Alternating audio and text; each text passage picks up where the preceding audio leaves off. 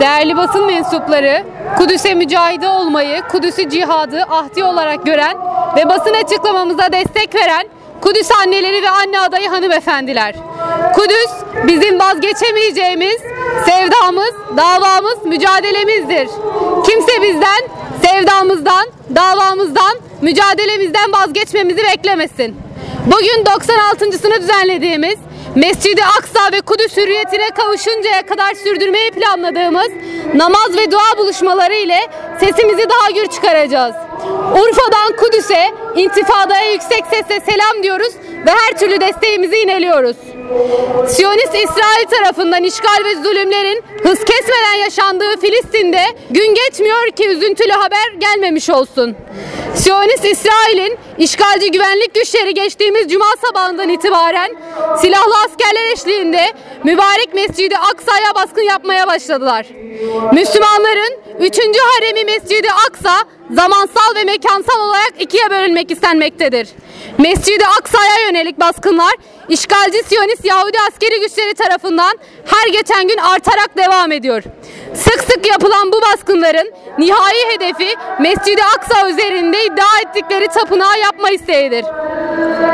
Mescid-i Aksa'yı zamansal ve mekansal olarak ikiye bölmeye çalışan işgalci Siyonist Yahudiler bu isteklerinin zamansal olarak bölünme kısmını gerçekleştirmişlerdir.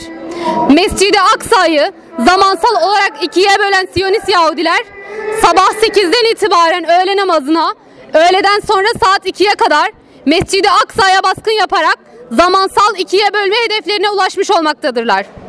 Zamansal bölmeyi gerçekleştirirken hiçbir karşılık görmeyen işgalci Siyonist Yahudilerin şimdiki hedefi ise Mescid-i Aksa'nın mekansal olarak bölünmesi ve işgalin gerçekleşmesidir.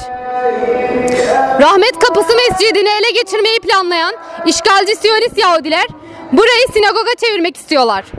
Rahmet Kapısı Mescidi'ni sinagog yaparak Mescid-i Aksa içinde ilk mevziyi kazanmak arzusunda olan Siyonist Yahudiler daha sonra ise Kubbetü's Sahra'nın bulunduğu alanı ele geçirmeyi planlıyorlar.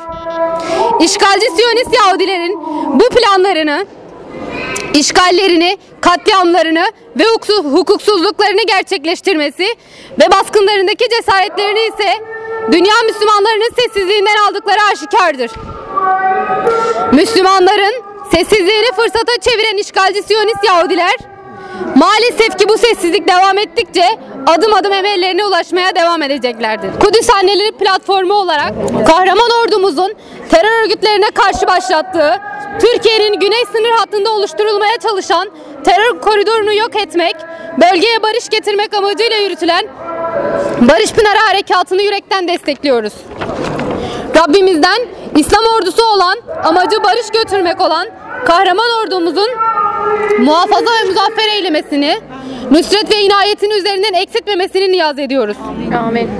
Kudüs Anneleri platformu olarak yapılan barış harekatının en önemli nedenlerinden olan ve Siyonistlerin arz-ı mevüt diye adlandırdıkları, vaat edilmiş olduğu iddia ettikleri topraklarda yaptıkları terör faaliyetlerini durdurmak ve dolayısıyla da oyunlarını bozmaktır. Bunun farkında ve bilincinde olarak bu harekatı yoğun bir şekilde destekliyoruz ve savunuyoruz.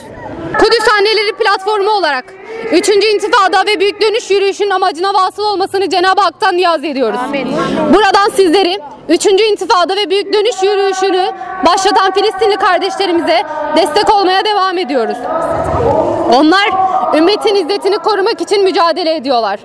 Onlar olmamız ve ölmemiz gereken yerde mücadele ediyorlar.